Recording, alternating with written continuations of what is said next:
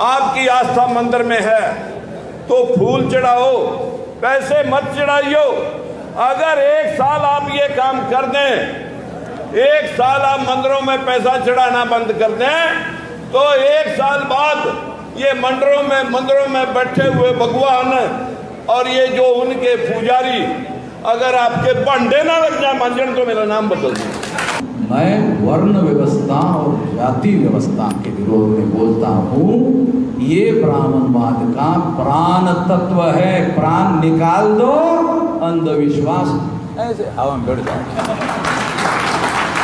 Challenge दिया गया कि हम आपको वहां तक पहुंचने ही नहीं देंगे, महेंद्रगढ़ की सभा हम नहीं होने देंगे। उस चैलेंज को हमारी टीम ने स्वीकार किया। आप लोगों को अभी तक इस मनुवादी व्यवस्था में समझा रखा है, हमारे दलितों, पिछड़ों, SC, ST, OBC, माइनॉरिटी के लोगों को जो समझा रखा है कि तुम्हारा ये जीवन तो खराब हो लिया, कम से कम परलोक अगला जीवन तो ठीक कर लो, अगला जीवन तो स्वर्ग में जाने का रास्ता बना लो। जो भी कमावा, दान पुण्य, पूजा पाठ, उपवास, तीर्थ व्रत और कावड़ा ढोने में लगा दो, तुम स्वर्ग में चले जाओगे। क्योंकि आज तक स्वर्ग से आगे किसी ने बताया नहीं। मैं पहुंच गया और जाके कोई देख नहीं सका कि स्वर्ग में मेरा बाप, मेरी माँ, मेरे पूर्वज बैठे हैं या नहीं। जिन लोगों के पतरे लोग साधते हैं वो अपने बच्चों को विधवा होने से और उनकी मौत होने से वो खुद नहीं बचा सक रहे और पतरे तुम्हारे साध रहे हैं। वो पतरे नहीं साध रहे, तुम्हारा पिता जो वो करते हैं ना, इनके पितर कर दो। मैं आपसे भाइयों और बहनों से विनती करना चाहता हूं, हमारी बहनें बैठी हैं बीच में। एक दिन करवा चौथ का दिन था, मैं अपने घर चला गया, घर वाली से बोला कि आप कम से कम मेरे नाम का करवा मत रखना। बोला क्यों? मैंने कहा बता दिया तेरी शुगर बढ़ जाएगी। मैंने सीधा नहीं बोला, मैंने उसको ढंग से बोला। उस दिन बम्बे भुजबल साहब ने प्रोग्राम रखा था, मैं वहां गया, लेकिन हमारे लोगों के पैरों में जंजीरें डाल रखी हैं। वहां से जब मैं आया तो घर में हमारे 9 लेडीज हैं, 5 मेरे भतीजे हैं, एक बेटा है और 3 हम भाई हैं। 9 की 9 वो भी जिंदा है, 9 के 9 हम भी जिंदा हैं। उन्होंने करवा चौथ के दिन सभी औरतों ने हमारे नाम का व्रत रखा, पूरा दिन भूखी मरी। जब मैं घर गया, घर जाके मैंने देखा कि 9 लेडीज ने 9 खाने बना करके पूजा कर रखी। मैंने उनसे पूछा कि बेटे पूजा संपन्न होगी? बोले हाँ पापा पूजा हो ली। मैंने कहा तुम्हारे पति कहाँ हैं? बोले वो तो अभी आए नहीं। मैंने कहा जब पति आए नहीं तो पूजा संपन्न कैसे होगी? बोले बस चांद को देख के व्रत खोल लिया। मैंने कहा चांद को पति मान लिया क्योंकि पति की शक्ल देख के व्रत खोलना है करवा चौथ का, यही होगा ना मेरी बहनों? अरे यही है ना। मैं कहा पति की शक्ल देख के व्रत खोलना था, चांद को मान लिया पति। बोले यही समझ लो। मैंने कहा जब बच्चे को गोद में उठा के गली में हमारी बहनें निकलती हैं और गली में चांद इत्तेफाक से शाम को, दोपहर को या रात को निकला हो, तो कहेंगे अपने बच्चे को गोद में लेकर देख बेटे चंदा मामा। किसी भी धर्म जात की औरत हो कहेगी या नहीं कहेगी? देखो बेटे चंदा मामा। मैं कहा उस दिन तो वो तुम्हारा भाई है, आज वो तुम्हारा पति है। बस इसी को अंधविश्वास कहते हैं। अंधविश्वास कहीं छतों पे नहीं लग रहा। मैंने कहा PhD करने से कहीं क्वालिफाइड हूं मैं, 3-4 तो MPhil और डॉक्टर का काम किया हुआ है। मैंने कहा तुम्हारे व्रत रखने से हमारी लंबी उम्र होगी। जिनकी पत्नियां मर गई, तलाक हो गया, रंडुआ रह गया, छोड़ के चली गई, वो तो साल 2 साल में सारे के सारे निपट लेंगे, वो तो नहीं बचते क्योंकि उनकी लंबी उम्र फिर कौन करेगा। ऐसे इस प्रकार के 50 त्योहार आते हैं मैं कहा अब अगले दिन आ जाएगी धनतेरस। मैं कहा आप अब उसमें लग जाइयो। मैं कहा अब तक मैं कहा तुमने पूजा आज करी भूखी मर का कल को उसमें। तारे घर में बरकत, तुम्हारे घर में बरकत इसलिए नहीं है कि तुम्हारे पितर नाराज हैं। उनका क्या करना होगा, धनतेरस वाले दिन आपके बाप के ऊपर स्वर्ग में छतरी भी नहीं है, खाट भी टूट गई, बिस्तर भी फट गया, धोती भी फट गई, तांबे का लोटा था वो भी उठा ले गया, कोई चप्पलें भी टूट गई, पैसे भी खत्म हो रहे उसके पास, मिल के आया उसको पंडा पूजा। लेकिन जब वो कहेगा, एक लिस्ट देगा, हमारी बहन बेटियां जाएंगी दुकान पे, लाला जी पूछेगा हाँ बच्चा कैसे आए, लाला जी धनतेरस है, हरियाणवी बोल लिया धन तेरस है। अब धनतेरस है, लाला कह रहा लाला कह रहा कैसे, लाला ये धन मेरा है तो बता क्या दूं, ये दो तिलगोटी चोटी पुट्टी सब दे दे, पूजा होनी, कुछ पैसे बचे हो पटाखे दे दे, खाने पीने का सामान दे दे। सामान लेके चले गए।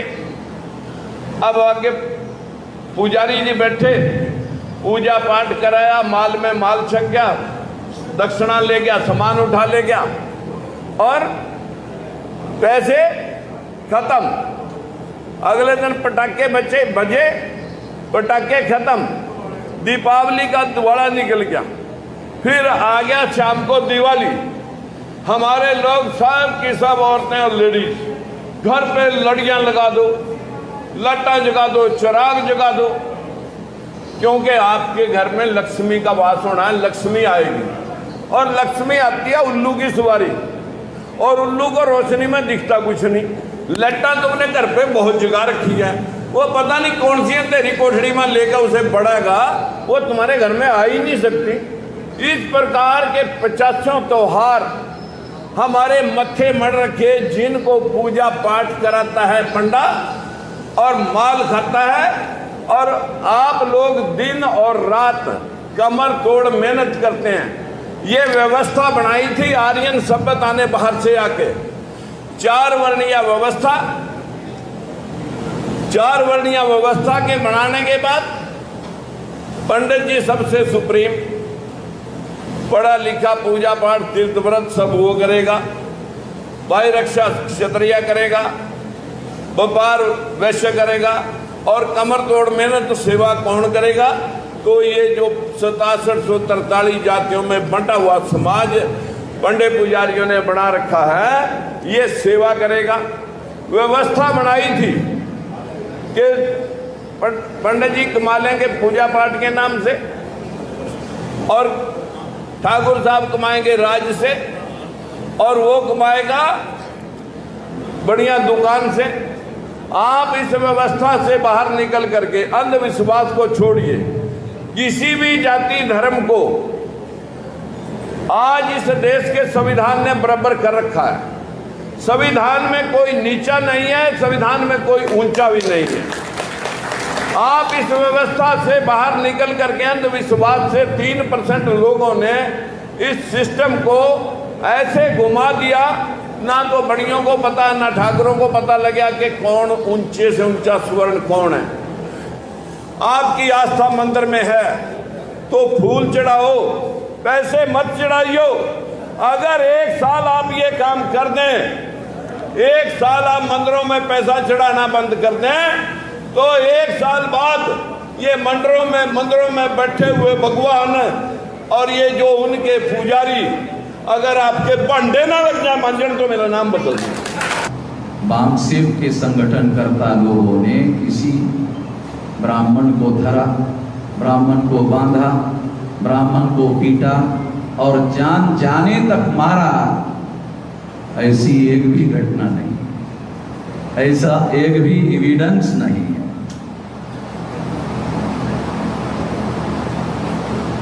समझ रहे हो क्या बोल रहा हूं? तब भी ब्राह्मणों को बुरा लगता है हमारा बोलना। हम गोली नहीं चला रहे हैं, ब्राह्मण पर गोली नहीं चला रहे हैं, बोली चला रहे, बोली, गोली नहीं। हम गोली नहीं चला रहे, बोली चला रहे हैं। फिर भी ब्राह्मण को बहुत बुरा लगता है। और कैथल में ब्राह्मण लोगों ने बुरा माना, हमारे नाम का मुर्दाबाद किया,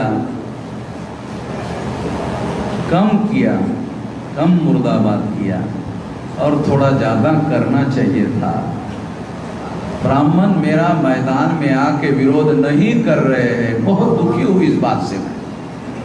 ब्राह्मण मेरा सारे देश भर में मैदान में आके विरोध नहीं कर रहे हैं, इससे मैं बहुत दुखी हूं। क्यों? अगर सारे देश भर में, मैं हरियाणा के ब्राह्मणों का बहुत आभारी हूं, बहुत धन्यवादी हूं, तो मैदान में आकर मेरा विरोध करने के लिए मैदान में आए।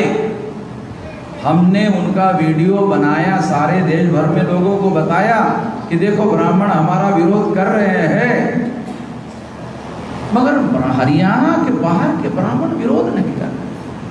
तो मैं हरियाणा के ब्राह्मणों को कहता हूं, सारे देश भर में फैल जाओ मेरा विरोध करने के लिए, सारे देश भर में फैल जाओ, मेरा विरोध करो। दूसरे ब्राह्मण विरोध नहीं कर रहे, दूसरे राज्यों के, आप अच्छे ब्राह्मण हो मेरा विरोध करने वाले, जाओ सारे देश भर में फैल कर मेरा विरोध करो। क्योंकि जब ब्राह्मण मैदान में उतर कर मेरा विरोध करता है तो शेड्यूल कास्ट के लोगों को, शेड्यूल ट्राइब के लोगों को, बैकवर्ड क्लास के लोगों को मेरी बात सही लगती है। मैं समझा रहा हूँ 48 साल से समझा रहा हूँ, मेरे लोगों को कम समझ में आता है। जब ब्राह्मण विरोध करता है तो मेरे को बहुत टेलीफोन आया कि आप सही कर रहे हैं। अरे तुम अभी कर रहे हो, 48 साल से कर रहा। नहीं, वो ब्राह्मण लोगों ने जो विरोध किया तो हमें पता चला आप सही कर रहे हो। तो इसलिए मैं हरियाणा के ब्राह्मणों को कह रहा हूं, तुम बहुत अच्छे ब्राह्मण, मेरा विरोध कर रहे हो, अच्छे ब्राह्मण हो, सारे देश भर में फैल जाओ, मेरा विरोध करो, खुलकर विरोध करो सारे देश भर में। वामन मेश्राम को हरियाणा में आने नहीं देंगे, ब्राह्मण कह रहे। हरियाणा नहीं, भारत ब्राह्मणों की भूमि नहीं है। आप हमारे दया पर भारत में रह रहे हैं, ध्यान रखो। हरियाणा में नहीं, अरे भारत में तुम रह रहे हो, हरियाणा छोटा प्रदेश है। मैं तो सारे डेली ही घूम रहा हूँ, तो मेरा कार्यक्रम एक दिन का थोड़ी है, 11 तारीख का कार्यक्रम कर लिया और आराम कर लिया। मैं तो सारे देश भर से घूम कर यहाँ आ रहा। हरियाणा के लोग मुझे 9 तारीख मांग रहे थे, मैंने कहा नहीं मेरे पास समय नहीं है, 11 तारीख भी है। तो मैं आप लोगों को, जो लोग ऐसा कहते हैं कि यहां नहीं आने देंगे, वहां नहीं आने देंगे, मैं अपने कार्यक्रम रद्द करके वही जाता। जहां का ब्राह्मण बोलेगा यहां मत, मैं वही जाता।